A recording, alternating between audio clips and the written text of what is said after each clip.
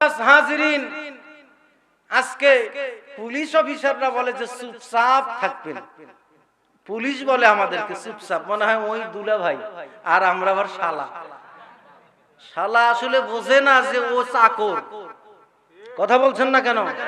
তো চাকর, আমরা কারো চাকর না, আমরা কারো গোলাম না, আমরা চাকর আল্লাহর, আমরা গোলামি করি আল্লাহর, ঠিক কিনা? আর তুমি জনগণের টাকায়, ট্যাক্সের টাকায় বেতন, তোমার ভাতা ব্যবস্থা হয়, বেতন ভাতা ব্যবস্থা হয়, আর এই জনগণের হাত ভাঙবা, পা ভাঙবা। এখন হাইকোর্টের সামনে হাত জোর করো কেন? তোমার হাত কিভাবে আল্লাহ, তোমার হাতকে আল্লাহ কিভাবে অপমানিত করে তুমি এখন চিন্তা করো। কথা বলেন। কি আপনারা রাগ করলেন? মন খারাপ, টেনশন, ভয়, দুর্বলতা, কোন প্রকার ভীতি? রাগ করলে আইসেন, ঠ্যাং ধরে আপনি মাইছেন। সম্মানিত সুধী মণ্ডলী, ফিরে যাই পিছনের দিকে। যেই কথাটি বলতেছিলাম, আল্লাহর নবীকে সাহাবায়ে কিরাম কিভাবে সম্মান দিলেন, কিভাবে মান মর্যাদা দিলেন, আল্লাহর নবীকে কিভাবে তারা আনুগত্য করেছেন, আর আজকে আমরা কিভাবে আনুগত্য করি। সাহাবায়ে কিরাম নবীজির জন্য পাগল ছিলেন। আল্লাহর নবী কোনো একটা কথা বললে সঙ্গে সঙ্গে তারা গ্রহণ করত। কিন্তু নবীজি বললেন, হযরত আবু হুরায়রা রাদিয়াল্লাহু তাআলা আনহু জিজ্ঞেস করলেন, নবীজি, এই যে আমরা আপনার কাছে আজকে আছি, আমরা আপনার চেহারা মোবারক দেখতেছি, আপনার এই সুন্দর জান্নাতি চেহারা আমরা দেখি গো পয়গম্বর, কিন্তু আপনি যখন পৃথিবীতে থাকবেন না, আপনি পৃথিবী থেকে বিদায় নিয়ে চলে যাবেন, তখন এই আখিরি জামানার উম্মতেরা আপনাকে যদি দেখতে চায় তারা কি করবে? আল্লাহর নবী ডাক দিয়ে বললেন, আবু হুরায়রা শোনো, আমার উম্মতদেরকে জানিয়ে দিও, ইন্নাল উলামা ওয়ারাসাতুল আম্বিয়া, আমি নবীর রেখে যাওয়া আমানতদার, দ্বীনের আমানতদার, আমি নবীর রেখে যাওয়া কোরআন সুন্নাহর ধারক বাহক হলো আলিম। এই আলিম সমাজ, এই হক্কানি আলিমের চেহারার দিকে যদি ওরা তাকায়, তাহলে যেন আমি মদিনাওয়ালা মুহাম্মদুর রাসূলুল্লাহ সাল্লাল্লাহু আলাইহি ওয়াসাল্লামকে দেখে নিল। নবীজি, আমরা তো আপনার সঙ্গে মুসাফা করি, কিন্তু তারা যদি মুসাফা করতে চায়, বলে দিও তারা যেন ওই আলেমের সাথে মুসাফা করে। তাহলে আমি নবীর সঙ্গে মুসাফা করা হলো। সুবহানাল্লাহ। হয় নাই? আরো জোরে কোন সুবহানাল্লাহ। কত সুন্দর কথা। আজকে সেই আলেমকে বাদ দিয়ে আপনি চলবেন, আপনি কোন বুজুর্গ আর দরবেশ যে আলেম বাদ দিয়ে চলবেন? সাহাবায়ে কেরাম নবীজিকে মাইনাস করে জান্নাতের স্বপ্ন দেখে নাই। ওই নবীর ওয়ারিস আলেমদেরকে মাইনাস করে জান্নাতের স্বপ্ন যদি আপনি দেখেন, তাহলে এটা আপনি অন্ধভক্ত, আপনি ধোঁকার মধ্যে আর গুমরাহির মধ্যে আছেন, ঠিক কিনা? আপনাকেও আলিমদেরকে ভালোবাসতে হবে, আলিমদের কাতারে থাকতে হবে। আজকে তাফসীর মাহফিলগুলো করতে দেয় না, কোরআনের মাহফিলগুলো বন্ধ করে দেওয়া হচ্ছে। ও মুসলমান, ভোট হয়, নির্বাচন হয়, জনসভা হয়, লক্ষ লক্ষ মানুষের সমাগম হয়, কত কিছু না সমাজে চলতেছে, সেই জায়গায় করোনা নাই। করোনা মসজিদে আর ওয়াজের মধ্যে করোনা বলে খালি ঘোরে। এই যেটা উঠবেন রাস্তাত করোনা বসি আছে, যাওয়া মাত্র একটা জাবরা বান্দি ধরবে। সম্মানিত সুধী মণ্ডলী, করোনাকে যারা বলে আমরা করোনার চেয়েও শক্তিশালী, খোঁজ নিয়ে দেখেন কি অবস্থা, ঘর থেকে বাড়ায় না, হাতের মধ্যে হাত কন্ডম লাগাইছে, হাতের মধ্যে হ্যান্ড গ্লোভস লাগাইছে। আমি এক ঔষধের দোকানে বসেছিলাম, আল্লামা জুবাইর আহমদ আনসারী রহমাতুল্লাহি আলাইহি, ওনার ইন্তেকালের ওই সময় আমি একটা ঔষধের ডিসপেন্সারিতে বসে আছি। বন্ধুবর মানুষ, তার কাছে গিয়ে বসলাম, দ্বীনি কথাবার্তা হচ্ছে। এই মুহূর্তে একজন যুবক আসছে, আসার পরে ডাক দিয়া কয়, ডাক্তার আমাকে একটা হাত কন্ডম দেন। আমি হাসতে হাসতে শেষ। হে কয় কি রে, মানুষ না পায়জামা, হাত কন্ডম আবার কি? ঠোঁটটা কামড়ায় ধরে হাসতেছি, মাথাটা নিচের দিকে দিয়ে আসি। আমি ওকে বললাম, দোস্ত এ কয় কি? পরে আমি জিজ্ঞাসা করলাম, এই হাত কন্ডম কি? কয় যে হাতের মধ্যে সাদা সাদা।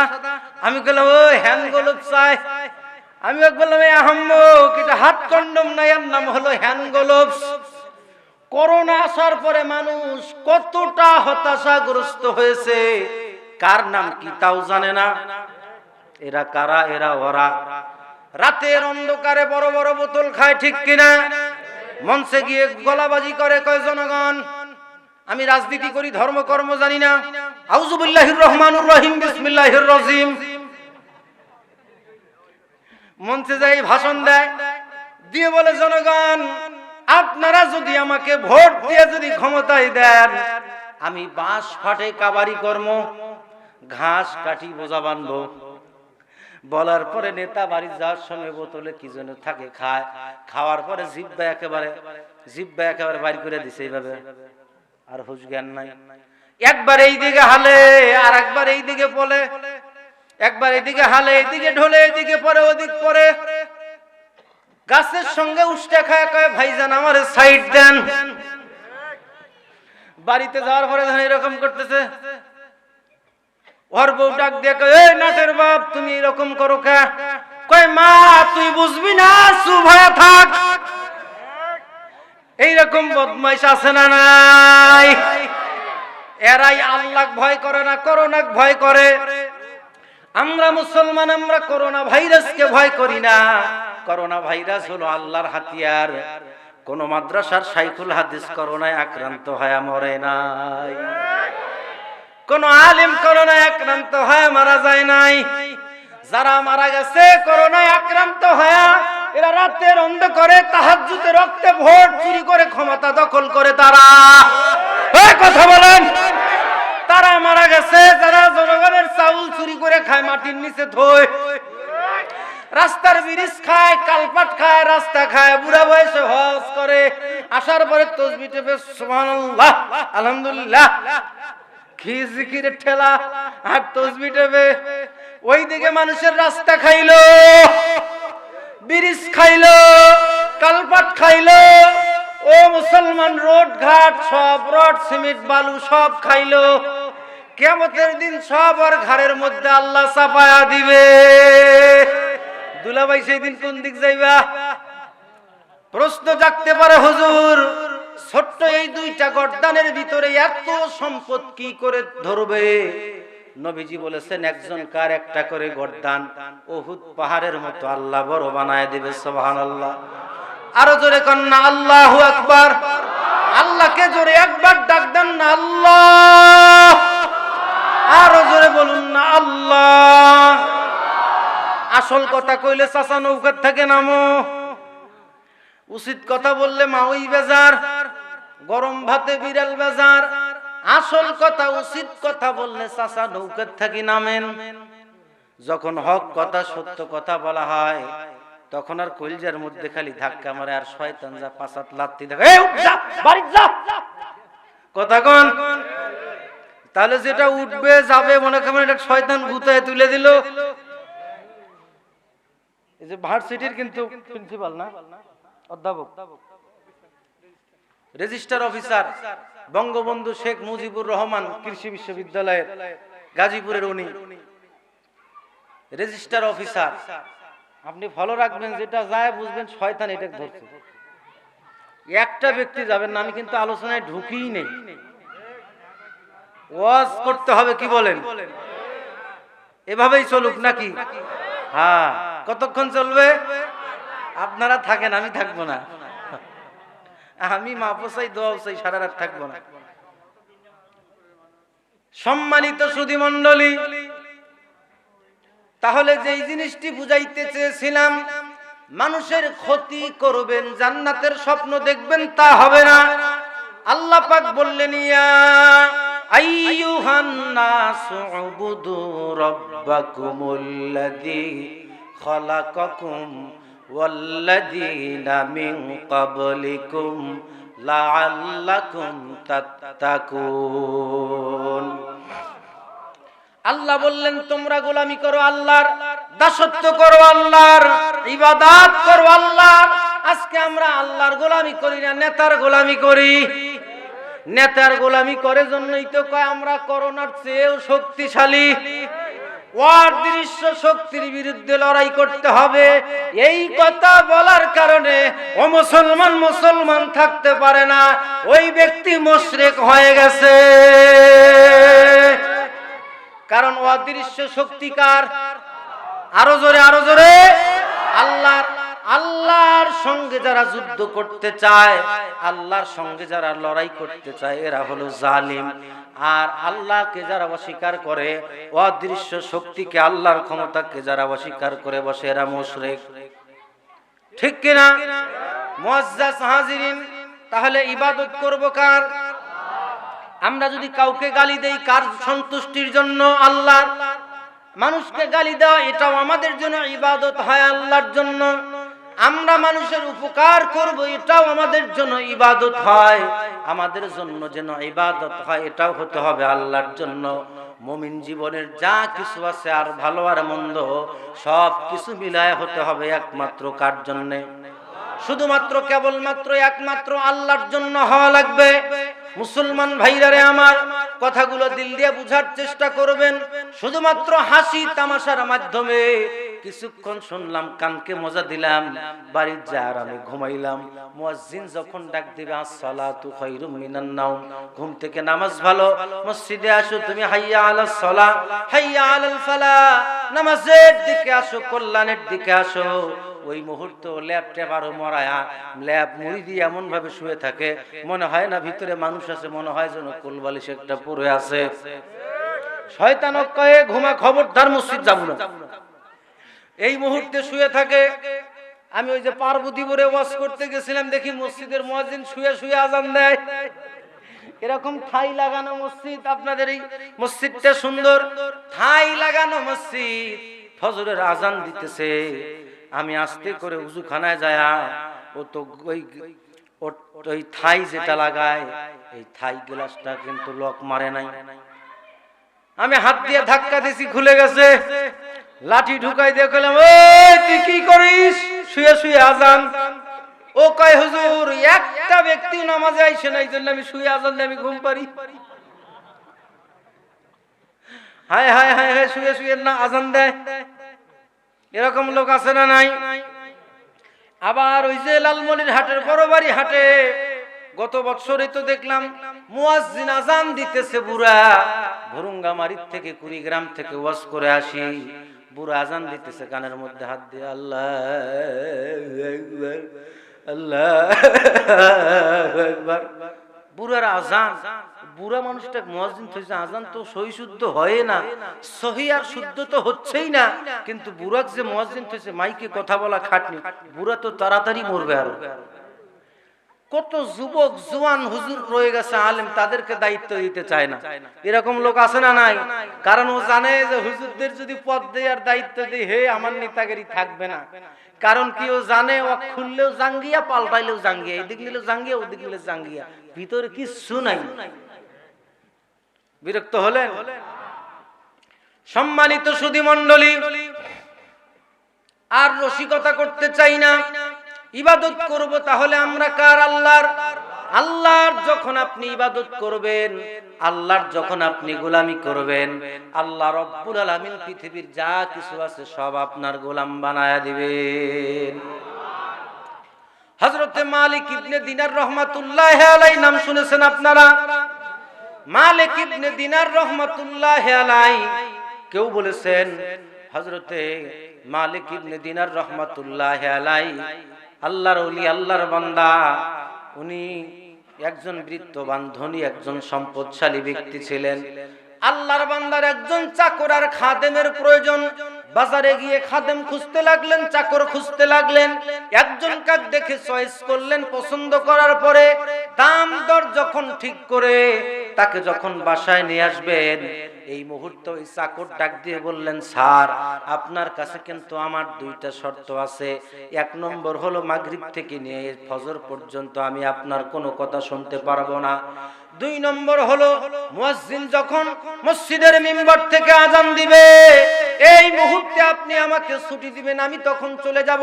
কারণ আপনি যদিও আমার মালিক, কিন্তু আমার একজন মালিক রয়ে গেছে, আমার স্রষ্টা, আমার রব, আমার একজন মনিব রয়ে গেছে, যার নাম হলো আল্লাহ। আমি তার গোলামি করব, এই জন্য আপনাকে ছুটি দিতে হবে। মালিক ইবনে দিনার ডাক দিয়ে বললেন, বাবা তুমি কি বলো? আমি নিজে 5 ওয়াক্ত নামাজ আদায় করি, আমি নিজে যেহেতু নামাজি, অবশ্যই তোমাকে আমি ছুটি দেব, কারণ আমি তো নিজেও নামাজ আদায় করি, তোমাকে নামাজে যাইতে দেব, বাধা নাই। কিন্তু আমার একটি কথা, এই যে মাগরিব থেকে নিয়ে ফজর পর্যন্ত কেন থাকবা না? বলে না এই সময়টা থাকবো না। বলে এই সময় যে আমি থাকবো না, আর যদি এই সময়টা আপনার কাছে আমি না থাকি, এই যে সারা রাত আপনার কোনো কথা শুনলাম না, আপনার কাছে থাকলাম না, বিনিময়ে প্রতিদিন সকালবেলা আপনার রাজ দরবারে আসার পরে একটা করে স্বর্ণের টাকা আমি আপনাকে দিয়ে দেব। মালিক ইবনে দিনার ভাবলেন আশ্চর্যের ব্যাপার, গরিব মানুষ এমনিতেই তো চাকর, আবার স্বর্ণের টাকা কোথায় পাবে, কিভাবে দেবে? অসম্ভব ব্যাপার। স্বর্ণের টাকাও দিতে পারবে না, বাহিরেও যাইতে পারবে না, এমনি গোলামি করবে। যাক না, একদিন পাগল ওই গোলাম যখন চলে গেলেন, সত্যি সত্যি পরের দিন সকালবেলা স্বর্ণের টাকা তার হাতের মধ্যে দিয়েছেন। মালিক ইবনে দিনার টাকাটা হাতের মধ্যে নিয়ে একবার টাকার দিকে তাকায়, আর একবার যুবকের চেহারার দিকে তাকায়, আর একবার আসমানের দিকে তাকায়, কিন্তু তাকায় দেখে এই টাকা পৃথিবীর কোন দেশের টাকার সঙ্গে, কোন মুদ্রার সাথে কোনো সামঞ্জস্যতা, কোনো মিল নাই। কি ব্যাপার? টাকাটা দেখতেছে ঠিক আছে, দেখি যাক আবার আজকে কি করে। একদিন নাহাই দিছে, দেখি এখন আবার কি করে। আবার পুনরায় যখন দ্বিতীয় দিন যখন সে চলে গেল, সকালবেলা আবার আর একটা স্বর্ণের টাকা তাকে দিলেন, পরের দিন আবার স্বর্ণের টাকা দিলেন। প্রতিদিন যখন এইভাবে স্বর্ণের টাকা দেয়, এই মুহূর্তে একজন কুচক্রী মুনাফিক এসে ডাক দিয়ে বললেন, ও গো হুজুর স্যার, আমি আপনার কাছে কেন আসলাম? আমি কিন্তু আপনার একজন হিতাকাঙ্ক্ষী, আমি আপনাকে খুব ভালোবাসি আর দরদ করি, আপনার প্রতি আমার মায়া মোহাব্বত আছে, এই জন্য আমি আপনার কাছে আসলাম। এই যে আপনার চাকর প্রতিদিন সন্ধ্যার পর কোথায় যায় আপনি কি জানেন? বলে না, আমি তো তা জানি না। প্রতিদিন সকালে আপনাকে কি একটা করে স্বর্ণের টাকা দেয়? বলে হ্যাঁ, আমাকে অবশ্যই স্বর্ণের টাকা আমার হাতে দেয়। বলে কিসের টাকা দেয়, কই পায় আপনি তাও জানেন? বলে না। বলে আপনি বিশ্বাস করবেন কিনা শোনেন, আমি আপনার একজন হিতাকাঙ্ক্ষী, আমি আপনাকে এতটাই মহব্বত করি, আমি এই জন্য আপনাকে বলতেছি, এই ব্যক্তি যে এই স্বর্ণের টাকা আপনার কাছে দেয়, এই জন্য কোন টাকা দেয় সেইটা আপনি জানেন? বলে না। আমাদের এলাকার যত মৃত লাশ কবরের মধ্যে থাকে, ও গিয়ে রাতের অন্ধকারে কবর খনন করে প্রত্যেকটি লাশকে উলঙ্গ করে তার কাপড়টা বাজারে বিক্রি করে সেই টাকাটা আপনাকে দেয়। আর এই জন্য যাতে করে আপনি এটা খান, খাওয়ার পরে আপনার আমল, আখলাক, চরিত্র, তাহজিব, তামাদ্দুন সব নষ্ট হয়ে যায়, ধ্বংস হয়ে যায়। সেই জন্য মালিক ইবনে দিনার চমকে উঠলেন, বললেন, তুমি কি বলো? আমি তোমার কথার সঙ্গে একমত না। কারণ হলো, ও আমাকে প্রতিদিন স্বর্ণের টাকা আমার হাতে দেয়, আমার এলাকায় প্রতিদিন মানুষ মারা যায় না, ধরে নিলাম যদিও প্রতিদিন মানুষ না হয় মরে গেল, কিন্তু ওই যে লাশটা কবর থেকে ও যে খুললো, কাপড়টা খুললো, নিশ্চয়ই এই কাপড়ের মধ্যে মাটি বা বালি বা কাদা অবশ্যই লাগবে। মাটিযুক্ত কাপড় কোনো দোকানদার অবশ্যই ওর কাছ থেকে ক্রয় করবে না।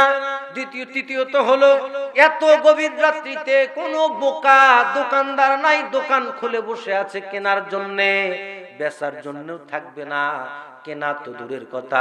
এই জন্য আমার বিশ্বাস হয় না। মুনাফিক ডাক দিয়া কয়, আপনি বিশ্বাস না করলে কি হবে? আপনাকে ভালোবাসি তাই আমি আপনাকে বললাম, তাহলে থাকেন, আমি যাই। ও মুসলমান, এইরকম কিছু মুনাফিক সমাজে আছে না নাই? হযরতে মালিক ইবনে দিনার রাহমাতুল্লাহি আলাইহি ভাবতে লাগলেন, কি ব্যাপার? যেই ব্যক্তি প্রতিদিন 5 ওয়াক্ত নামাজ আদায় করে, যেই ব্যক্তি আজান যখন হয়ে যায় কোনো কাজ সে করতে চায় না, সমস্ত কাজ সব কিছু ছেড়ে দিয়ে মসজিদের দিকে দৌড়ায়, মসজিদের দিকে ধাবিত হয়, আল্লাহকে সিজদা দেয়, নামাজ আদায় করে, সেই ব্যক্তি এই কাজ করতে পারে? আমার বিশ্বাস হয় না। আমি আজকে রাত্রে ওর পিছু নেব, দেখি তো কি করে। হযরতে মালিক ইবনে দিনার রাহমাতুল্লাহি আলাইহি বলেন, আমি সত্যি একদিন টার্গেট নিলাম ও কোথায় যায়। হঠাৎ করে আমি দেখলাম এক পর্যায়ে ও যখন চলে গেল আমি ওর পিছনে চলতে লাগলাম, হাঁটতে লাগলাম। হাঁটতে হাঁটতে চলতে চলতে অনেক দূর পর্যন্ত জঙ্গলের ভিতরে চলে গেলাম। আমি পিছন দিক থেকে লুকায় আড়াল থেকে সব দেখতেছি। ওর শরীর থেকে, বডির থেকে যেই পোশাকগুলো রয়েছে, এই পোশাকগুলো খুলে সালাত চটের পোশাক পরিধান করার পরে ওই আল্লাহকে সেজদা দিয়ে আল্লাহর দরবারে দুটো হাত বাড়িয়ে দিয়ে কান্নাকাটি করে। আসমানের দিকে দুটো হাত বাড়ায় দিয়া আল্লাহকে ডাক দিয়ে বলে, রব্বুল আলামিন, তুমি আমাকে গরিব বানিয়েছো, অনেক আশা, অনেক স্বপ্ন, অনেক শখ জাগে তোমার সঙ্গে রাতের মতো দিনে কথা বলবো, কিন্তু রব্বুল আলামিন দিনের বেলায় মানুষের গোলামি করি, মানুষের কাজ করি, চাইতে সুযোগ হয় না। রাতের বেলায় আসি, অনেক কল্পনা জল্পনা, অনেক ব্যথা অনেক মনের মধ্যে জমা হয়, আর সবগুলো তোমার সঙ্গে কথোপকথন করার জন্য এই জায়গায় আসি। রব্বুল আলামিন, কিন্তু তোমার কাছে আমার একটি আবদার, তার সঙ্গে আমার চুক্তি হয়েছিল আমি বিনিময়ে একটা করে স্বর্ণের টাকা তাকে দিব, কিন্তু টাকা কোথায় পাবো আল্লাহ? প্রতিদিন তুমি আমার হাতের মধ্যে স্বর্ণের টাকা দাও, আজকেও তোমার কাছে আমার আবদার, পূর্বের নাই আজকেও তুমি আমাকে একটা স্বর্ণের টাকা দাও। তুমি যদি আমার হাতের মধ্যে স্বর্ণের টাকা না দাও, আগামী কালকে এই গোলামকে আর তোমার কাছে তুমি পাইবা না। টাকা না দিলে মনিব আমাকে আসতে দিবে না। রব্বুল আলামিন, তুমি আমাকে একটা স্বর্ণের টাকা দাও। মালিক ইবনে দিনার রাহমাতুল্লাহি আলাইহি বলে, যুবক কাঁদতেছেন, সত্যি একটি স্বর্ণের টাকা তার হাতের মধ্যে চলে আসলো। আমি আড়াল থেকে সব কিছু দেখলাম। যুবক যখন ভোরবেলা উঠে যখন বের হইতে লাগলো, আমি ওর পিছনে পিছনে হাঁটতে লাগলাম। এক জায়গায় আমি লুকিয়ে পড়লাম যাতে করে ও আমাকে না দেখে। হঠাৎ করে যেই জায়গায় আমি লুকিয়ে গেলাম, ও যাতে করে আমাকে না দেখে। কিন্তু এক পর্যায়ে আমি রাস্তা ভুলা খাইলাম। হঠাৎ করে একজন ব্যক্তির সঙ্গে আমার সাক্ষাৎ হয়ে গেল। ভাই, আমার নাম অমুক, আমি অমুক জায়গার, আমি অমুক ব্যক্তি। আমি বলে, আপনি এই জায়গায় কেন? বলে, আমি আসছিলাম এই ঘটনা, আমি এখন রাস্তা ভুলে গেছি, এই ঘটনা, আপনি আমাকে রাস্তা দেখায় দেন, আমি কোন দিকে যাব? এই মুহূর্তে ওই ব্যক্তি ডাক দিয়ে বললেন, তুমি বলো কি? তুমি যেই জায়গার মধ্যে দাঁড়িয়েছো, এখান থেকে প্রায় 2 মাসের রাস্তা অতিক্রম করতে হবে তোমার বাসায় যাইতে চাইলে। সুবহানাল্লাহ পড়েন। সুতরাং তুমি যেই জায়গায় গিয়েছিলে ওই জায়গায় তুমি চলে যাও। ওই ব্যক্তি যখন আবার আসবে, তার কাছে তুমি তার সাথে পুনরায় চলে যাবে। হযরতে মালিক ইবনে দিনার রাহমাতুল্লাহি আলাইহি বলেন, আমার ওই পাগলটা যখন পরের দিন আবার আসলো, আমি ওই জায়গার মধ্যে গেলাম, খপ করে ওর হাতটা আমি চেপে ধরেছি, ডাক দিয়ে বললাম, বাবা, তুই আমাকে ক্ষমা করে দিবি, তুই আমাকে মাফ করে দিবি। কারণ হলো, আমি তোকে অনেক কষ্ট দিয়েছি, জুলুম করেছি, অন্যায় করেছি। আমি জানি না তুমি এত বড় মাপের আবিদ, তুমি এত বড় আল্লাহর ওলি। আমি এটা জানি না, তোকে আমি অনেক জুলুম করেছি, তোর উপর অন্যায় করেছি, তুই আমাকে ক্ষমা করে দিস বাবা, মাফ করে দিস। এই মুহূর্তে যুবক কাঁদতেছে, আল্লাহকে ডাক দিয়ে বলে, আল্লাহ, তুমি যেহেতু আমার সব কিছু মানুষের চোখে প্রকাশ করে দিয়েছো, পৃথিবীতে আমি থাকতে চাই না, এই মুহূর্তে তুমি আমাকে মউত দিয়ে দাও। মালিক ইবনে দিনার রাহমাতুল্লাহি আলাইহি বলে, সঙ্গে সঙ্গে যুবক ওই জায়গার মধ্যে মৃত্যুবরণ করলেন। সুবহানাল্লাহ। আল্লাহ ওয়ালারা কি রকম হয়? তারা কি রকম হয়? মুস্তাজাবুদ দাওয়া। তারা দোয়া করলেই আসমানে পৌঁছে যায়। আর আমরা কি দোয়া করি? সামিয়ানায় পার হয় না। আমরা এমন দোয়া করি, সামিয়ানায় পার হয় না। কিভাবে দোয়া কবুল হবে?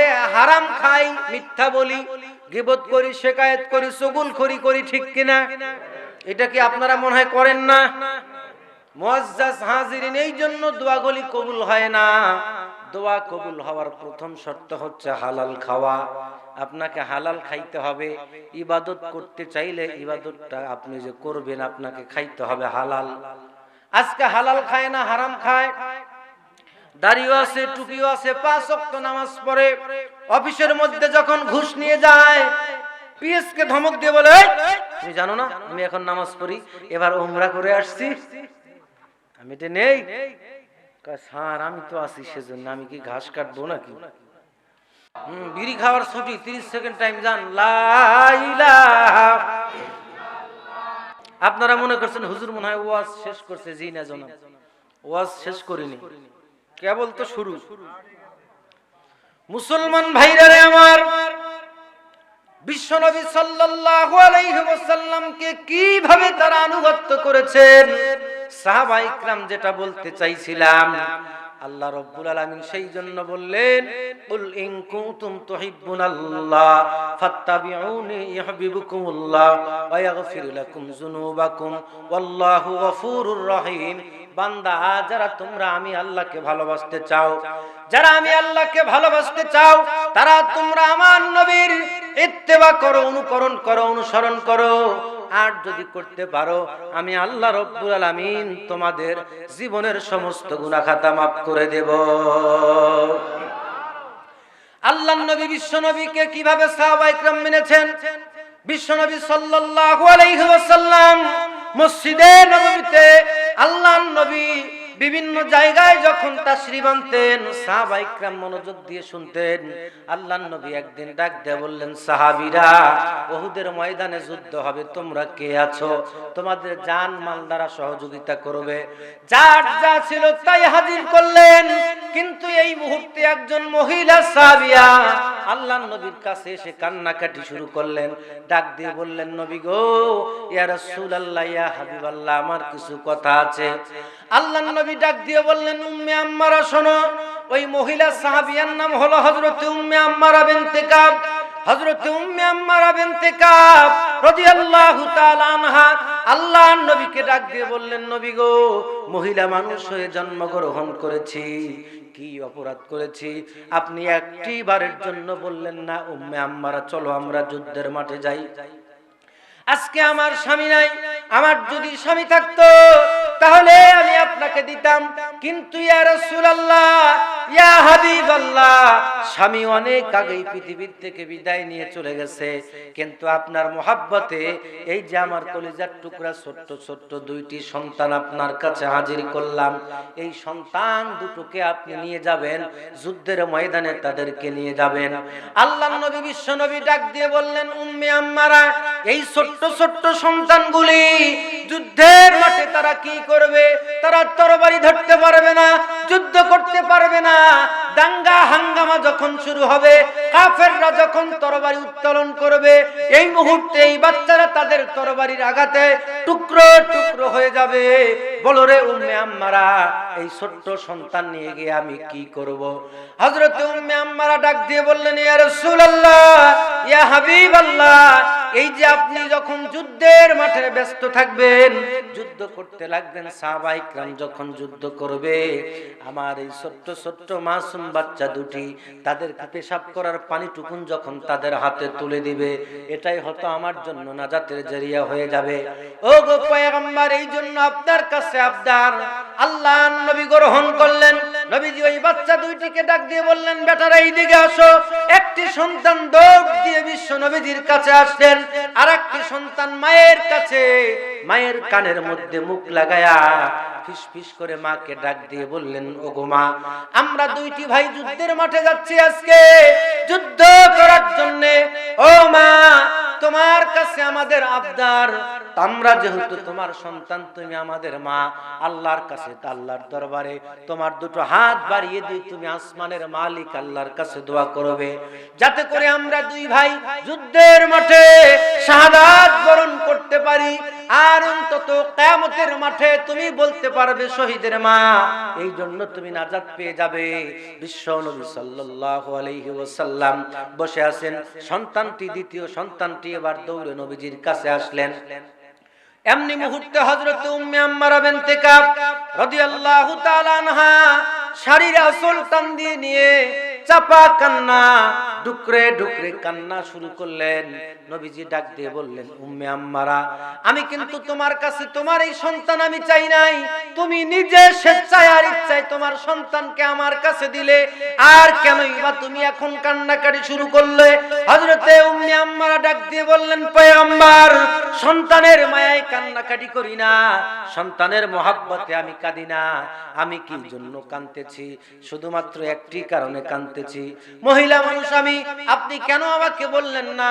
আমারও মনটা চায় আমি আপনার সঙ্গে উহুদের প্রান্তে অংশগ্রহণ করি, উহুদের যুদ্ধে আমিও চলে যাই। আল্লাহর নবী ডাক দিয়ে বললেন, উম্মে আম্মারা, মহিলা মানুষ যুদ্ধের মাঠে গিয়ে তুমি কি করবা? হযরতে উম্মে আম্মারা বললেন, ইয়া রাসূলুল্লাহ, যুদ্ধের মাঠে তাঁবুর ভিতরে আমি বসে থাকবো। সাহাবায়ে ইকরাম যখন ক্ষত বিক্ষত আহত হয়ে যখন তাঁবুর ভিতরে চলে আসবেন, এই যে আজকে এমবিবিএস এফআরসি এমবিবিএস বড় বড় ডাক্তারদের চতুর্দিকে নার্স দাঁড়িয়ে থাকে, তারা যখন রোগীর সেবা যত্ন করে, ও মুসলমান, হযরতে উম্মে আম্মারা বললেন, নবীজি, অনুরূপ ভাবে আমি ওই যুদ্ধের মাঠে সাহাবায়ে ইকরামদের নার্স হিসেবে সেবা যত্ন করতে চাই। ইয়া রাসূলুল্লাহ, ইয়া হাবিবাল্লাহ, আপনি আমাকে এলাও করে নেন, একটু পারমিশন দিয়ে দেন। আল্লাহর নবী বললেন, ঠিক আছে, চলো আমরা যাই। সাহাবায়ে ইকরামদেরকে নিয়ে নবীজি উহুদের প্রান্তে চলে গেলেন। আল্লাহর নবী, বিশ্ব নবী সাল্লাল্লাহু আলাইহি ওয়াসাল্লাম যুদ্ধের মাঠে, এমনি মুহূর্তে যুদ্ধ চলতেছে। যুদ্ধ চলতে চলতে হঠাৎ করে একজন ব্যক্তি এসে ডাক দিয়ে বললেন, উম্মে আম্মারা, তুমি কি শুনেছো? বলে কি? তোমার একজন সন্তান কাফেরদের সঙ্গে যুদ্ধ করতেছিল, কাফেররা হাতের মধ্যে নাঙ্গা তরবারি নিয়ে তোমার সন্তানকে যখন আঘাত করেছে, সন্তানের হাতটা যখন বডির থেকে হাতটা আলাদা হয়েছে। হযরত উম্মে আম্মারা বললেন, সন্তান এখনো শহীদ হয় নাই, অসুবিধা কিছু নাই, আমি এই জন্য আল্লাহর শুকরিয়া আদায় করতেছি। এই মুহূর্তে আর একজন সাহাবী কাটা হাতওয়ালা সন্তানকে নিয়ে আসলেন। উম্মে আম্মারা বিনতে কাব রাদিয়াল্লাহু তাআলা আনহা মুখের থেকে থুতু বের করে কাটা জায়গার মধ্যে লাগায় দিয়া সন্তানকে ডাক দিয়ে বললেন, বেটারে, হাতটা তুলে একটু এবার ঝাড়া মারো, ঝাড়া দিয়ে দেখো হাতের মধ্যে শক্তি কেমন চলে আসছে। সন্তান ডাক দিয়ে বলে, মা, আগের থেকে হাতের মধ্যে এখন বেশি শক্তি চলে আসছে। এই মুহূর্তে উম্মে আম্মারা ডাক দিয়ে বললেন, বেটা, আর দেরি নয়, যুদ্ধের মাঠে তুমি চলে যাও। হযরতে উম্মে আম্মারা বিনতে কাব রাদিয়াল্লাহু তাআলা আনহা সন্তানকে যুদ্ধের মাঠে পাঠায় দিলেন। ঠিক ইতিমধ্যে হঠাৎ করে আওয়াজ আসলো, শব্দ আসলো, ধরো ধরো, মারো মারো, কাটো কাটো। ওই তো দেখা যায় মুহাম্মদুর রাসূলুল্লাহ সাল্লাল্লাহু আলাইহি ওয়াসাল্লাম, তোমরা তাকে শহীদ করে দাও। আল্লাহর নবীকে যখন কাফেররা টার্গেট করলো, হযরতে উম্মে আম্মারা বলে, আমি আস্তে করে তাঁবুর পর্দাটা উপরের দিকে তুলে মাথাটা নিচ দিয়ে বের করে আমি দেখলাম নবীজিকে অ্যাটাক করেছে কাফেররা, কাফেররা অ্যাটাক করেছে। ঠিক এই মুহূর্তে আমি বিশ্ব নবীজি সাল্লাল্লাহু আলাইহি ওয়াসাল্লামের এই দৃশ্য দেখার পরে আমার চোখ থেকে দরদর করে পানি পড়তে লাগলো।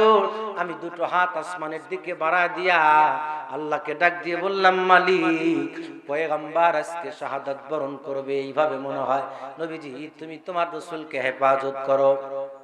হযরতে উম্মে আম্মারা বলে, আমি 2 রাকাত নামাজ আদায় করলাম, আল্লাহকে ডাক দিয়ে বললাম, আল্লাহ, তোমার রাসূল বলেছে, as-সালাতু মি'রাজুল মুমিনিন, নামাজ হলো মুমিনের জন্য মেরাজ। নবীজি বলেছেন, কোন ব্যক্তি যখন সিজদা দেয়, আল্লাহর মধ্যে আর ওই বান্দার মধ্যে কোনো পার্থক্য থাকে না, আল্লাহ আর বান্দার দিদার হয়ে যায়, মেরাজ হয়ে যায়। হযরতে উম্মে আম্মারা বলে, আমি আল্লাহকে ডাক দিয়ে বললাম, আল্লাহ, তোমার রাসূলকে হেফাজত করো। 1 নম্বরে নবীজি তোমার বন্ধু, 2 নম্বরে, 2 নম্বরে আল্লাহ তোমার বন্ধু রাসূল, রাসূলের বন্ধু তুমি, নামাজীরাও তো তোমার বন্ধু, নামাজীরাও নবীর বন্ধু। সুতরাং বন্ধু হয়ে বন্ধুর জন্য বন্ধুর দরবারে আবদার, তোমার রাসূলকে আজকে তুমি রক্ষা করো। হযরতে উম্মে আম্মারা বলে, আমি এই দোয়া করার পরে 3টা তরবারি 2টা কোমরের মধ্যে নিলাম, একটা হাতের মধ্যে নিয়ে ওই মাঠের মধ্যে গিয়ে যেই না মাত্র তলোয়ারটা উঁচু করেছি, তরবারিটা উঁচু করে ধরেছি, অনেকগুলি কাফেরের বাচ্চারা দৌড়ে এসে আমার তরবারিতে আঘাত মারলো, তরবারিটা ভেঙে পড়ে গেল। দ্বিতীয়বার তরবারি যখন কোমর থেকে বের করে যখন দাঁড়াইলাম, দ্বিতীয়বার কাফেররা আবার ভেঙে দিল। তৃতীয়বার যখন তরবারিটা বের করলাম, এটাও তারা ভেঙে দিল। বিপদের মধ্যে আমি নিজেও পড়ে গেলাম, আমি এখন কি করব আল্লাহ, আমি কাঁদতে লাগলাম। কিন্তু বিশ্ব নবীজি সাল্লাল্লাহু আলাইহি ওয়াসাল্লামের আল্লাহর নবীর চেহারার মধ্যে যখন আমার চোখে চোখ লাগলো, বিশ্ব নবী সাল্লাল্লাহু আলাইহি ওয়াসাল্লাম এই মুহূর্তে আমাকে ইশারা করে বললেন, উম্মে আম্মারা, ওই যে একটা গাছের ঠাল পড়ে আছে হাতের মধ্যে উঠায় নাও। উম্মে আম্মারা বলে ঠালটা হাতের মধ্যে নিলাম, নিয়ে ঠালটা উঁচু করে আল্লাহু আকবার, আল্লাহু আকবার, আল্লাহু আকবার বলে যখন আমি ঘুরাইতে লাগলাম, ঠিক ওই মুহূর্তে আমার তরবারি আমার ওই ঠাল থেকে ফিনকি দিয়ে রক্ত পড়া শুরু হয়েছে। ও মুসলমান, ফিনকি দিয়ে আগুন পড়া শুরু হয়েছে। আল্লাহ রাব্বুল আলামিন ডাক দিয়ে বললেন, জিবরাইল তুমি যাও জলদি করে মহিলার হাত থেকে মরা ঠালটা সরায় নিয়া দুনিয়ার মানুষের চোখকে ফাঁকি দিয়া তার হাতের ভিতরে একটা তরবারি তার হাতের মধ্যে পৌঁছায় দাও। উম্মে আম্মারা ওই তরবারি ঘুরাইতে লাগলেন, তরবারির মাথার থেকে ফিনকি দিয়ে আগুন বাইর হয়। গরু জব করলে রক্ত যেইভাবে ফিনকি দিয়ে জমিনে যায়, ওইভাবে যখন তরবারির থেকে আগুন পড়তে লাগলো, কাফেররা বলতে লাগলো, এ কোন তরবারি রে? মনে হচ্ছে ইয়ামান প্রদেশী তরবারি। তার তরবারির মাথার থেকে যেইভাবে ফিনকি দিয়ে দিয়ে রক্ত পড়তেছে, ফিনকি দিয়ে যেইভাবে আগুন পড়তেছে, তোমরা আজকে যদি এই তরবারির নিচে যদি পড়ো, তাহলে বউগুলি বিধবা হবে, সন্তানেরা ইতিম হয়ে যাবে। যদি বাঁচতে চাও তাহলে পালাও, না হলে কিন্তু অবস্থা খারাপ আছে। সমস্ত কাফেররা পালাইতে লাগলো। হযরতে উম্মে আম্মারা বিনতে কাব রাদিয়াল্লাহু তাআলা আনহা বলেন, আমি বিশ্ব নবীজিকে ওই জায়গায় আল্লাহ পাক এইভাবে তাকে মুক্ত করলেন, আমি এইভাবে প্রচেষ্টা চালিয়ে গেলাম। মুসলমান ভাইরারে আমার, একজন মহিলা সাহাবিয়া, একজন মহিলা মানুষ তরবারি দ্বারা যুদ্ধের মাঠে নামে, কিন্তু আজকের মহিলারা দ্বীনের জন্য এরা কিচ্ছু করতে চায় না, এরা ঘরে বসে ইবাদতও করতে চায় না, বরং দ্বীন আর ইসলামকে বিদায় করার জন্য এক শ্রেণীর কুচক্রী মহল এই সমস্ত নারীদেরকে উলঙ্গপনা করে রাস্তার মধ্যে লেলিয়ে দেয়। জোরে বলেন ঠিক কিনা? আর এরা রাস্তায় বলে সমান অধিকার চাই। আচ্ছা, সমান অধিকার বুঝলাম, কিন্তু মনে করেন আপনি বিয়ে করেছেন, বউ দুইটা বাচ্চা জন্ম দিছে, আপনি একটা দেন, পারবেন? সম্ভব? এখন বউ যদি বলে, দেখো সমান অধিকার, বাচ্চা আমি জন্ম দিলাম, তোমাকে দিলাম, তুমি এখন দুধ দাও। এখন আপনি যদি সাওয়া যদি কান্দে, বাচ্চা কান্দে, আপনি খালি করবে, আপনি বাবা থাক থাক আর কান্দিস না, বাবা কি আর ওইটা বুঝবে? রক্ত দুধ দেওয়া লাগবে। সম্ভব? কোনদিনও সম্ভব না। যাকে যতটুকু দায়িত্ব আল্লাহ দিয়েছেন তার ততটুকুর উপরে সন্তুষ্ট থাকতে হবে, ঠিক কিনা? কিন্তু আজকে এটা বাদ দিয়ে সমান অধিকারের নামে যারা চিল্লায়, ও মুসলমান, বুঝতে হবে এরা হলো ভারতের দালাল। কথা বলেন, ভয় লাগে আপনাদের? খারাপ লাগতেছে আপনাদের? কারা কারা রাগ করছেন? বাড়িতে যাবেন কে কে? একটুখানি জিকির করি, লা ইলাহা ইল্লাল্লাহ। বিশ্ব নবী সাল্লাল্লাহু আলাইহি ওয়াসাল্লাম বলেছেন, ফাদলুল আলিমি আলাল আবিদি কাফাদলি আলা আদনাকুম। আমার সাহাবায়ে ইকরামদের ভিতরে সবচাইতে নিম্নমানের ছোট একজন সাহাবী, তার থেকে আমি রাসূলের মর্যাদা যত বড়। তোমাদের ভিতরে কোরআন হাদিসের ইলম জ্ঞান যার ভিতরে নাই, এই রকম একজন আবেদ, তার ইবাদত, তার ঘুম জাগা আর আলিমের সারা রাতের ঘুমটা আল্লাহর কাছে বেশি প্রিয়। সুবহানাল্লাহ। তাহলে আলেম তৈরি হয় কোথায়? মাদ্রাসায় তৈরি হয়। মাদ্রাসায় কোরআন দর্স দেওয়া হয়, হাদিসের দর্স দেওয়া হয়। মাদ্রাসা দরকার আছে না নাই? মাদ্রাসায় ছাত্র দিতে হবে, ছেলে দিতে হবে, বাচ্চা দিয়ে সহযোগিতা করতে হবে। আপনি যখন মরে যাবেন, আপনার বাচ্চাটা আপনার কবরের পাশে দাঁড়ায় যাবে, সন্তান দুটো হাত তুলে মাত্র বলবে আলহামদুলিল্লাহি রাব্বিল আলামিন। বলা মাত্র 40 বছরের জন্য কবরের আযাব আল্লাহ আপনারা মাফ করে দিবেন। এই রকম সন্তান বানাবেন না কোনটা? যেটা বিড়ি খায়, গাঞ্জা খায়, ওইটা বানাবেন। তাহলে এই রকম প্রতিষ্ঠান, এই প্রতিষ্ঠানগুলো কিসের টাকায় চলে? জনগণের টাকায় চলে, ঠিক কিনা? জনগণের টাকায় চলে, জনগণের আত্মার সাথে এই প্রতিষ্ঠানগুলোর সম্পর্ক। সুতরাং বিরোধিতা করা যাবে না, বিরোধিতা করা যাবে না, সমালোচনা করা যাবে না। আমি পানি মুখ দিয়ে দুইটা কথা বলে সহযোগিতা করব, 2 মিনিট সময় দিয়ে সহযোগিতা করব, 2টা ছাত্র দিয়ে সহযোগিতা করব, পারি 2 টাকা দিয়ে সহযোগিতা করব, এর বিরোধিতা করা কিন্তু যাবে না। আর যারা করে তারা কারা? মান্না ইল্লিল খায়রি মুতাদিন আসিম উতুল্লিম বাদা যালিকা জানিম। নেকের কাজে, কল্যাণের কাজে যারা বাধা দেয় তারা কি জারস। কিন্তু আজকে যারা ভারতের গোলামি করতে চায়, আমেরিকার গোলামি করতে চায়, এই সমস্ত কুলাঙ্গারদেরকে চিহ্নিত করে রাখতে হবে, ঠিক কিনা? মুআজ্জাজ হাজিরিন, এই স্বাধীন দেশ, স্বাধীন দেশ, এই দেশ আমরা কাউকে নষ্ট করতে দেব না। এই দেশের প্রত্যেকটা ইঞ্চি ইঞ্চি মাটি স্বর্ণের চেয়ে খাঁটি, স্বর্ণের চেয়ে দামি। এই দেশের, এই দেশ এখনো যদি কোনো বাধা আসে, সর্বপ্রথম আলেম সমাজ, মাদ্রাসার ছাত্ররা মাঠে নামবে। কথা বলছেন না কেন? যুদ্ধের সময় আলেমদের ভূমিকা ছিল সবচেয়ে বেশি। হতে পারে কোনো একটা রাজনৈতিক দলের ভূমিকা ছিল বিপক্ষে, কিন্তু দাঁড়িয়ে টুপি ছিল আর সে বিপক্ষে ছিল বলেই জন্যই তো সব হুজুরদেরকে সাজানো যাবে না তো। কথা বলছেন না কেন? সবাইকে সাজানো যাবে না।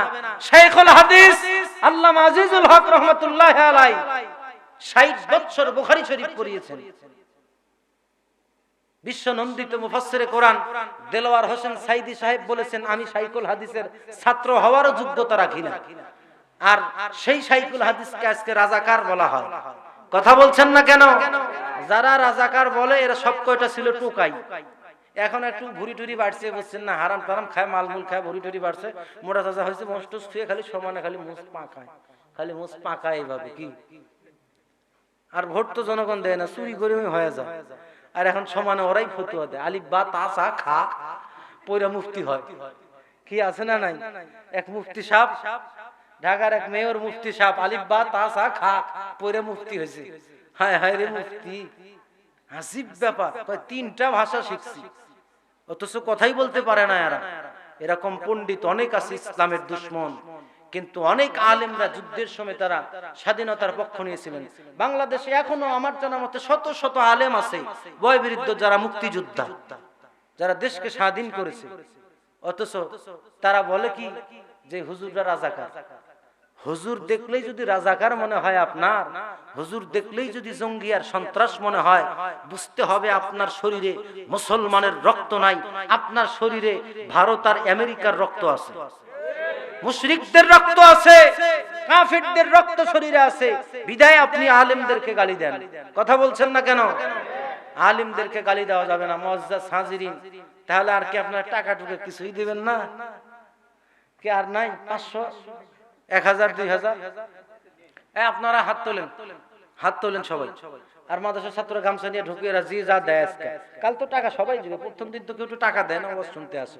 কিন্তু আমি তো শুরুতেই 1 ঘন্টা সময় আমার এই শরীরটার কারণে আমি পারিনি, অন্যরকম অবস্থা ছিল। হঠাৎ করে মানে জার্নিংটা বেশি হয়ে গেছে, এবং রাস্তায় যে এতটাই জাম, শেষ পর্যন্ত যমুনার ওইদিকে গাড়ি থুয়ে এইদিকে অন্য উপায় করে আসতে হয়েছে, না হলে তো মাহফিলে ধরতে পারতাম না।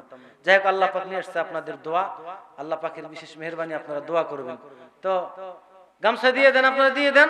মহিলা প্যান্ডেলে কালেকশন করছে তো দিয়ে দেন টাকা, সবাই কালকে বেশি করে নিয়ে আসবেন।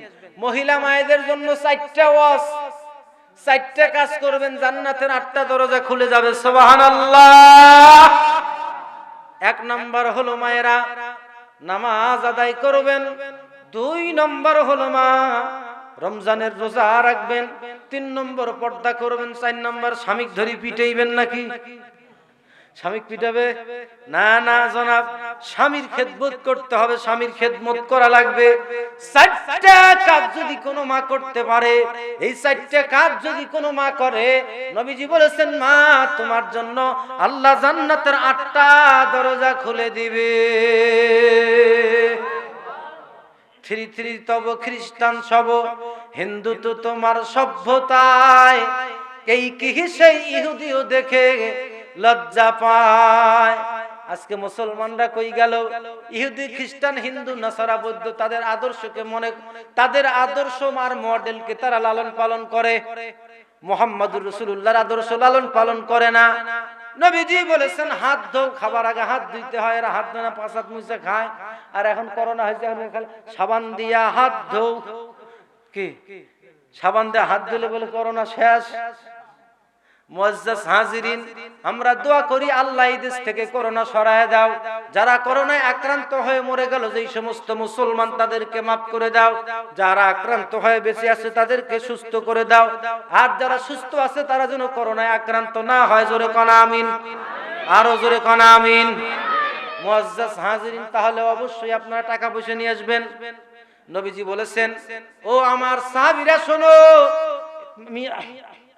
তামাম দুনিয়া যদি আল্লাহ আসমান থেকে জমিন পর্যন্ত গোটা দুনিয়া যদি আল্লাহ স্বর্ণ দিয়ে পরিপূর্ণ করে দেয়, আর এই স্বর্ণের মালিক যদি আমি রাসূলকে বানাই, এইগুলো বিক্রি করার পরে দিন কায়েমের জন্য ব্যয় করলে যে সব যত প্রিয়, তার চাইতে আমি রাসূলের কাছে বেশি প্রিয় হলো ফজরের ফরজ নামাজের পূর্বে যথা সময় উঠে 2 রাকাত সুন্নাত নামাজ আদায় করা। সুবহানাল্লাহ। সুন্নাতের কি গুরুত্ব! সুন্নাত তো সুন্নাত, সুন্নতের উপরে আমল করা ফরজ। কারণ হলো কুলিন কুনতুম তুহিব্বুনাল্লাহ ফাত্তাবিউনি ইউহিব্বুকুমুল্লাহ। ইত্তেবা করো কার? রাসূলের আদেশ, কার? আল্লাহর। এই জন্য ফরজ। সুন্নাত তো সুন্নাত, সুন্নাতের উপরে আমল করা ফরজ। সুন্নাত নামাজের যদি এত গুরুত্ব হয় ফজরের আগে, ফরজের গুরুত্ব কত বেশি! এই মুসলমান আজকে নামাজ পড়ে না, এ মুসলমান দিন মানে না, শরীয়তের ধার ধারে না। যে মুসলমান নামাজ পড়ে না ওর জন্য জানাজা নাই, আল্লাহ কুত্তা দিয়ে খাওয়াইতে হবে। দেখবেন একটা লাশ যদি আপনি 5 ঘন্টা দেরি করেন, জানাজা করব না, ওই এলাকার সমস্ত মানুষ নামাজি হবে।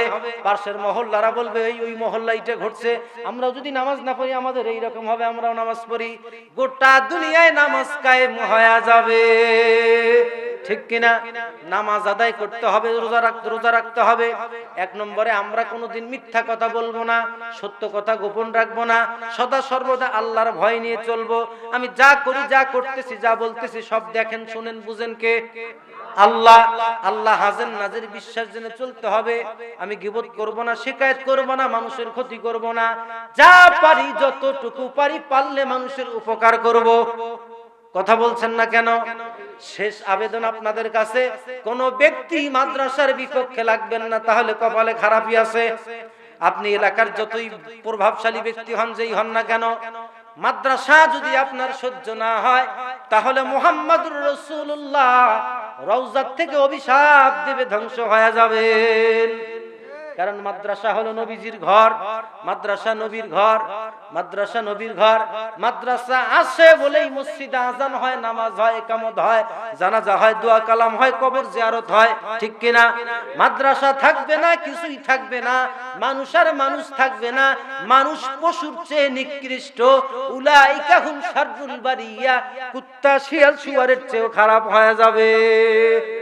তাহলে মাদ্রাসার দরকার আছে না নাই? জান দিয়া, মাল দিয়া, সময় দিয়া, শ্রম দিয়া, ভালোবাসা দিয়া, মোহাব্বত দিয়া, ছাত্র দিয়া, কমিটির মন জোগায়া, শিক্ষকদের মন জোগায়া, ছাত্রদের ভালো উপদেশ দিয়া মাদ্রাসাকে টিকায় রাখতে হবে।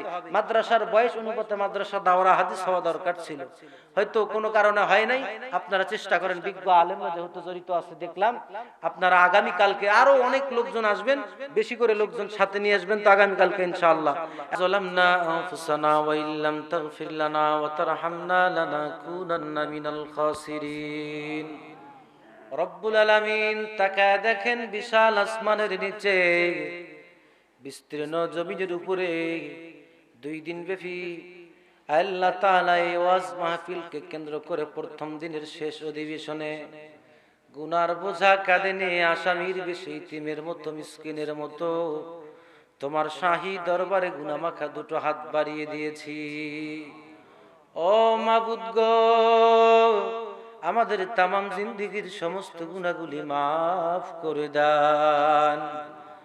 ও মাবুদ তাকায় দেখেন মালিক, যেই হাত তোমার দরবারে বাড়িয়ে দিয়েছি, এই হাত দ্বারা কত লাশ আমরা গোসল করাইছি, কত লাশকে কাফন পরাইছি, কত লাশের জানাজা দিয়েছি, কত লাশকে এই হাত দ্বারা কবরে রাখছি,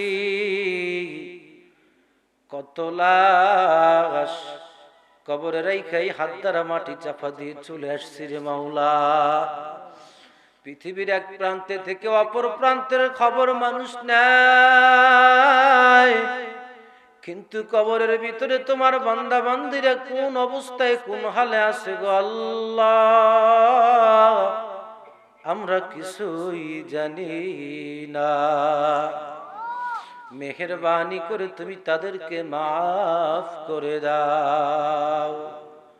ও মাবুদ, আমরা যারা হাত বাড়ায় দিছি তাকায় দেখেন আমাদের কার জানি মা নাই, কার জানি প্রাণের বাবা নাই, কার জানি সন্তান নাই, কার জানি স্ত্রী নাই, কার জানি শ্বশুর নাই, শাশুড়ি নাই। নিকটতম কাছের প্রিয় ব্যক্তি, আত্মীয় স্বজন, উস্তাদ, কত ব্যক্তি দুনিয়া থেকে বিদায় নিয়ে চলে গেছে রে মালিক,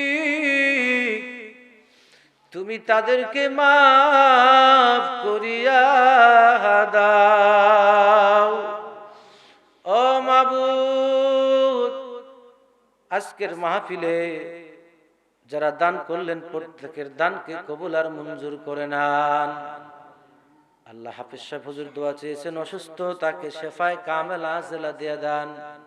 আল্লাহর অনেক ভাই দোয়া চেয়েছেন, প্রত্যেকের মনের নেক মাকসাদকে পুরা করে দেন। মুক্তিযোদ্ধা চাচা মিয়ার আহলিয়া, ওনার স্ত্রী দীর্ঘদিন থেকে অসুস্থ আর রোগে শোকে ভুগছেন, তাকে শেফায়ে কামেলা আজেলা দিয়ে দেন। ও মালিক, তাকায় দেখো আসমানের নিচে জমিনের উপরে তোমার কোন বান্দা, তোমার কোন বান্দি অসুস্থ আর রোগাক্রান্ত বিছনায় কাতরাচ্ছে, তুমি তাদেরকে মাফ করিয়া দাও। আল্লাহ, যারা অভাবগ্রস্ত অভাব দূর করে দাও, যারা ঋণগ্রস্ত তাদের ঋণ পরিশোধের ব্যবস্থা করে দাও, যারা ছাত্র আছে তাদেরকে জেহান খুলে দাও, মেধা খুলে দাও। গোটা দুনিয়ার মাসাজিদ মাদারিস গুলিকে কবুল ফরমান, এই মাদ্রাসাকে কবুল ফরমান। কমিটির প্রত্যেক লোককে কবুল করে নেন, এলাকার লোকজনকে কবুল করে নেন।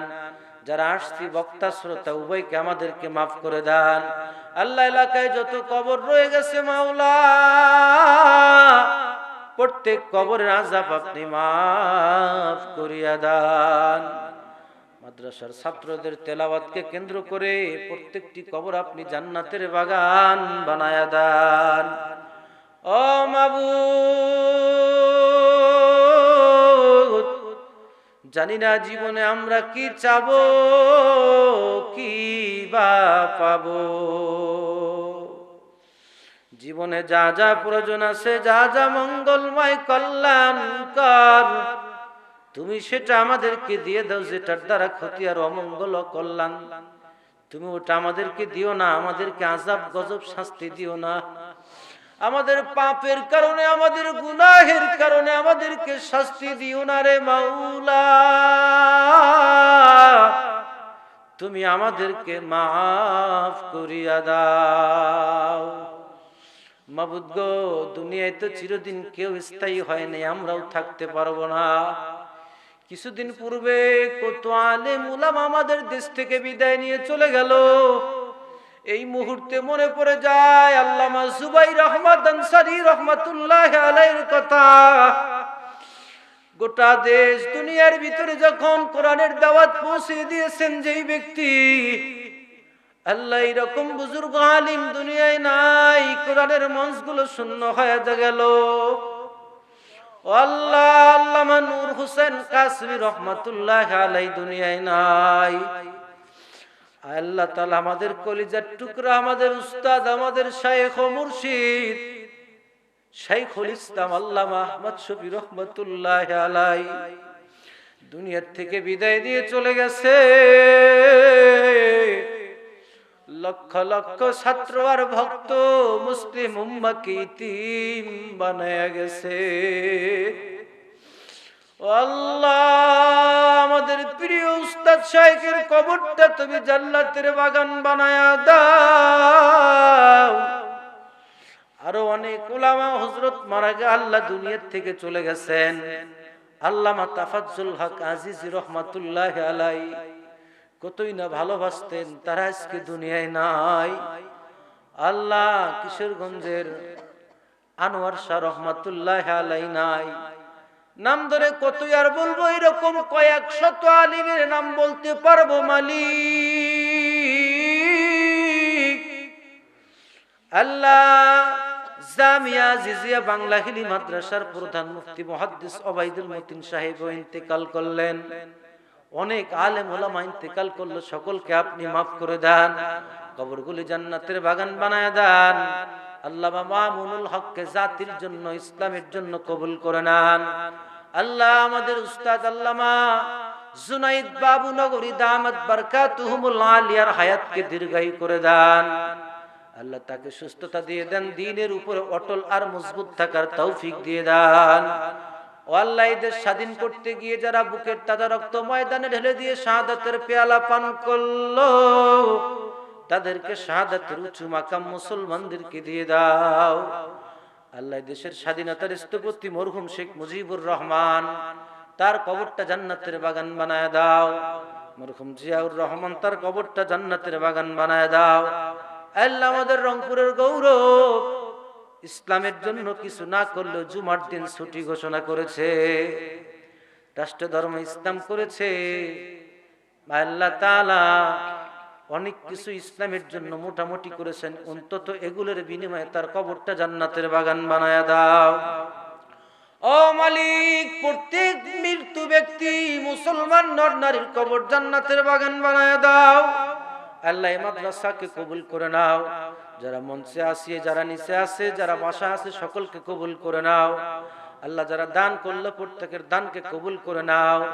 যাদের বাবা মা মরে গেছে, কবরগুলি জান্নাতের বাগান বানায়া দাও। আমার আব্বা আম্মা বেঁচে আছে, হায়াতকে দীর্ঘায়ু করে দাও। আব্বা আম্মার সাথে নিয়ে মক্কা মদিনায় যাওয়ার তৌফিক দিয়ে দাও রে মালিক।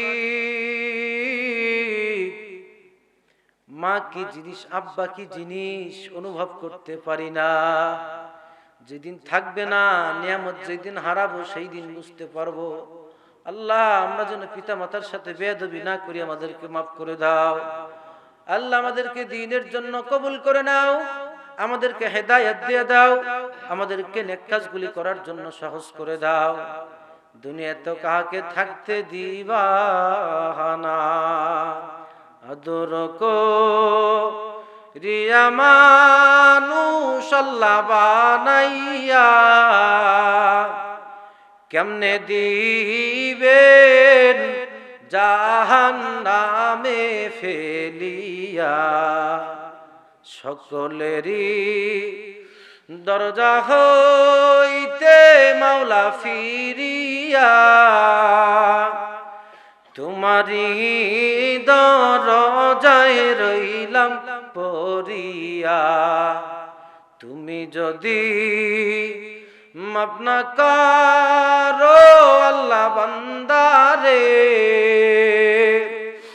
বলো তোমার বান্দা যাবে কার কাছে, বলো তোমার বান্দা যাবে কার কাছে। সকলেরই দরজা হইতে মাওলা ফিরিয়া, তোমারি দরজায় রইলাম পড়িয়া। ও আল্লাহ, তুমি আমাদেরকে মাফ করে দাও, আলেম সমাজের সম্মান ইজ্জত বাড়ায় দাও। আল্লাহ ঘরে ঘরে কোরআনের আলেম হাফেজ বানায় দাও। তাকায় দেখো কোন মসজিদ কোন মাদ্রাসা অভাবের মধ্যে আছে, অভাব পুরো করে দাও। তাকায় দেখো আজান হয়, কোন মসজিদে মুসল্লি হয় না, মুসল্লি ভরায় দাও। কোন মাদ্রাসা চালু আছে, ছাত্র নাই, মাদ্রাসায় ছাত্র দিয়ে তলেব দিয়ে ভরপুর করে দাও। আল্লাহ প্রত্যেকটি মাদ্রাসার চাহিদা তুমি মিটায় দাও। মাবুদ গো, দুনিয়ার থেকে যেদিন বিদায় নেব, মালাকুল মউত আমাদের কাছে তো পাঠাইবেন। পবিত্র রমজান মাসে পাঠাইন সায়েমরত অবস্থায়, রোজাদার অবস্থায়। জুমাবারে আসরের পর মাগরিবের পূর্ব মুহূর্তে তোমার জিকির করতে করতে, তোমার হাবিবের জান্নাতি চেহারাখানা দেখতে দেখতে যেন আমরা কবরে যাই। তোমার হাবিবের জিয়ারত আমাদেরকে স্বপ্নে নসিব করিও, স্বপ্নে রাসূলের দিদার নসিব করিও। আল্লাহ এর সব যা হয় সব নবীজির রওজায় পৌঁছায় দিও। ও মালিক, তুমি আমাদেরকে মাফ করে দিও আল্লাহ। দুনিয়ায় কিন্তু আমরা স্থায়ী না থাকতে পারবো না। ওরে আমার মাওলা রে,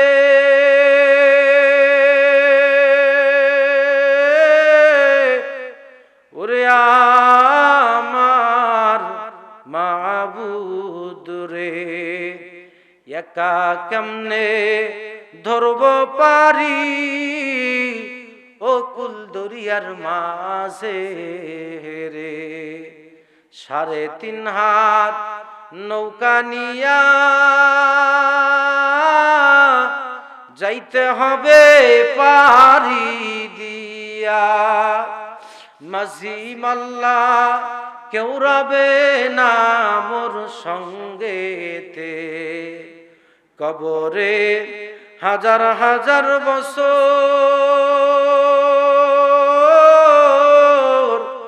হাসরে 50,000 বছর।